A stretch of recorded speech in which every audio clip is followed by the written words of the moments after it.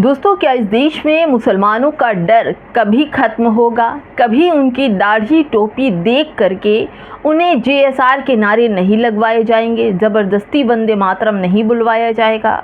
नमस्कार दोस्तों, आज मैं किसी भी धर्म के ख़िलाफ़ नहीं बात करूंगी, बल्कि उस इंसानियत के हक़ में बात करूंगी जो डर में जीने को मजबूर हो रहा है आज का मुसलमान। कहते हैं कि भाजपा की सरकार सबका साथ और सबके विकास के साथ आई है, लेकिन भारत का मुसलमान डर रहा है। भारत का संविधान हर नागरिक को बराबरी का सम्मान और सुरक्षा का अधिकार देता है। अगर कहीं किसी मस्जिद मज़ार पर हमला होता है या किसी महिला के साथ बदसलूकी होती है तो कानून की जांच निष्पक्ष होनी चाहिए। दोषी चाहे कोई भी हो, कानून के अनुसार सज़ा मिले। ये किसी एक समुदाय की कहानी नहीं है दोस्तों। अगर किसी एक समुदाय के अधिकार कमज़ोर पड़ते हैं तो कल किसी और के भी पड़ सकते हैं। इसीलिए ज़रूरी है कि कानून का राज हर जगह लागू हो, हर व्यक्ति पर लागू हो।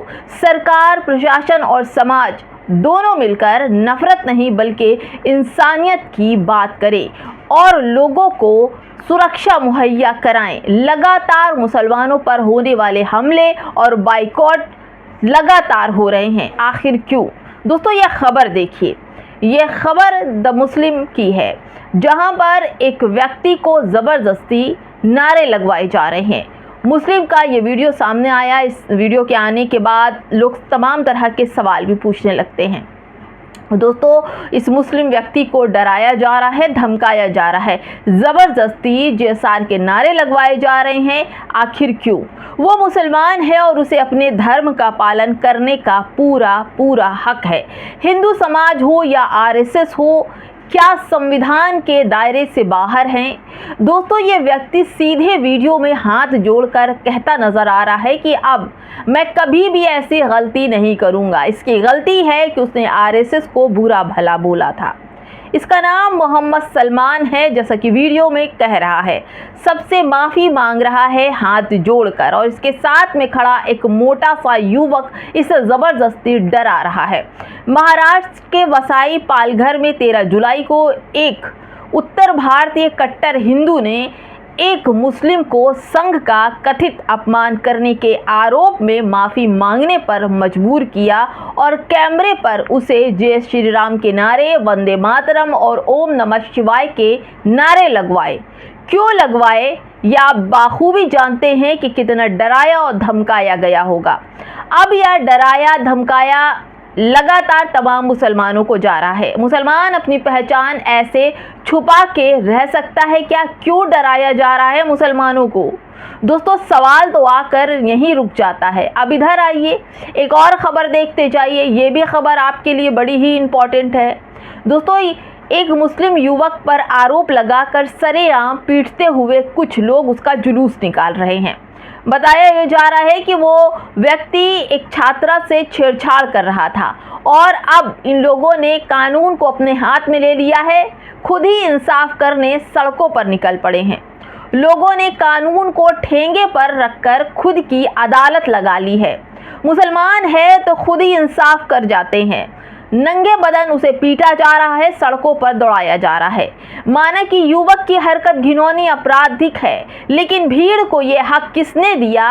वह कानून हाथ में ले सजा देना पुलिस और अदालत का काम है, किसी अनियंत्रित भीड़ का नहीं। इस तरह की गुंडागर्दी कानून व्यवस्था का मजाक उड़ाती है, और अगर मामला मुसलमान से जुड़ा हो तो और भी ज़्यादा उग्र हो जाती है ये भीड़। वहीं मुसलमान युवाओं को भी अब अपनी आंखें खोल लेनी होगी।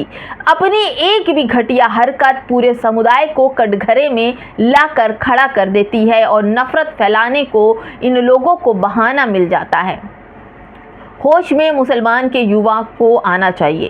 कानून का सम्मान करें और ऐसी हरकतों से दूर रहें जो समाज और आपके अपनों को गर्त में धकेल दे। दोस्तों, यही नहीं, लगातार खबरें आप तक पहुंच रही है। तीसरी खबर ये भी देख लीजिए जो मुसलमान से जुड़ी हुई है। पहले तो मुसलमान की बाइकॉट की खबरें उत्तर प्रदेश, मध्य प्रदेश और बिहार से आती थी, लेकिन अब अब तो बंगाल से भी बीजेपी का राज हो गया है। यहाँ से भी अब मुसलमानों के बाइकॉट की खबरें शुरू हो गई है। एक वीडियो सोशल मीडिया पर बड़ी तेजी से वायरल हो रहा है, जिसमें एक व्यक्ति चिल्ला चिल्ला कर साफ साफ कह रहा है कि अगर कोई मुसलमानों को घर किराए पर देगा तो उससे बुरा कोई नहीं होगा। मुसलमानों का बाइकॉट करो, मुसलमानों को घर, दुकान, मकान किराए पर मत दो। अगर मुसलमानों के पैसों पर जिंदगी जी रहे हो तो इसे अच्छा है कि मर जाओ। हिंदुओं को बलगलाने का काम कर रहा है। मुसलमानों का बहिष्कार करो। बंगाल की ये तस्वीर जहां खुलेआम मुसलमानों का बाइकॉट करने की बात की जा रही है, जो हमने पहले कभी नहीं सुना था कि बंगाल में ऐसा होगा, लेकिन बीजेपी राज्य आने के बाद खास तौर पर बंगाल में ऐसी घटनाएं रोज आपको सुनने को मिल रही है। ये tweet Nuzhat Ali news anchor है, उन्होंने ये पोस्ट डाला था और इसी वीडियो डाला था। दोस्तों, हमारा मकसद किसी के खिलाफ नफरत नहीं, बल्कि संविधान, बराबरी और मानव गरिमा के पक्ष में खड़े होने का है। यही एक मजबूत, न्यायपूर्ण और लोकतांत्रिक भारत की पहचान है। अगर आपको ये संदेश सही लगे तो इसे आगे ज़रूर साझा कीजिए, ताकि इंसाफ, शांति और भाईचारे की बात और लोगों तक पहुँचे। लेकिन दोस्तों, क्या मुसलमानों को सच में डरने की ज़रूरत है? अगर मुसलमान कहीं पार्क में बैठा हो तो उसकी दाढ़ी नोची जा रही है, नकाब देखकर कमेंट किए जा रहे हैं। दोस्तों, क्या भारत के संविधान की यही आत्मा है? अगर किसी नागरिक को अपनी पहचान छुपाकर जीना पड़े, अगर किसी माँ को डर सताए कि उसका बेटा घर लौटेगा या नहीं, अगर किसी बच्ची को अपने हिजाब से डर लगे, अगर किसी युवक को अपनी दाढ़ी से डर लगे, तो ये सोचने की बात है कि हम किस दिशा में जा रहे हैं। कानून का काम किसी धर्म का पक्ष लेना नहीं है दोस्तों, बल्कि हर एक नागरिक को सम्मान, सुरक्षा प्रदान करना कानून का हक है। जब भी किसी भी तरह की हिंसा, भीड़ द्वारा हमला, धार्मिक स्थल पर तोड़फोड़ या पहचान के आधार पर दुर्व्यवहार की घटनाएं आए, हर केस में निष्पक्ष जांच और दोषियों के खिलाफ सख्त कार्रवाई होना चाहिए। मगर अब तो न्याय भी धर्म देखकर होने लगा है। और मुसलमान इस देश में बाहरी नहीं है दोस्तों, वो हमारे साथ रहने वाले, हमारे देश की आज़ादी में हिस्सा लेने वाले, हमारी संस्कृति में बराबर के हिस्सेदार रहे हैं। इसीलिए किसी भी भारतीय नागरिक को सिर्फ उसके धर्म की वजह से संदेह की नज़र से देखना हमारी साझी विरासत के खिलाफ है। आज ज़रूरत गुस्से से ज़्यादा इंसाफ की है, नफरत से ज़्यादा भाईचारे की है और आरोपों से ज़्यादा कानून पर भरोसे की है। मुसलमान इस देश का था, है और रहेगा। उसके पास तमाम विकल्प थे पाकिस्तान जाने के, लेकिन उसने भारत को चुना, अपनी मिट्टी में दफन होने को चुना।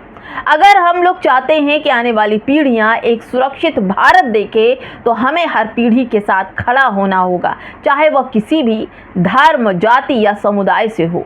इंसाफ का पैमाना सबके लिए एक जैसा होना चाहिए। याद रखिए, संविधान की सबसे बड़ी ताकत यही है कि वो अपनी सभी नागरिकों को बराबर से देखता है, ना कि बहुसंख्यक, ना ही अल्पसंख्यक। यही भारत की असली पहचान है और इसी पहचान को मिलकर मजबूत करना है और यही भारत मजबूत बनेगा। अगर हम यही सब करते रहे तो क्या उस मोदी जी के नारे का होगा, सबका साथ सबका विकास, तो धाराशाही हो जाएगा। दोस्तों, 12 सालों में नरेंद्र मोदी की सरकार है और केवल हिंदू मुसलमान चल रहा है। विकास के नाम पर नील बटा सन्नाटा। दोस्तों, क्या तमाम मुद्दों को हिंदू मुसलमान की नींव के नीचे दबाया जा रहा है? कमेंट में ज़रूर बताइएगा। नमस्कार।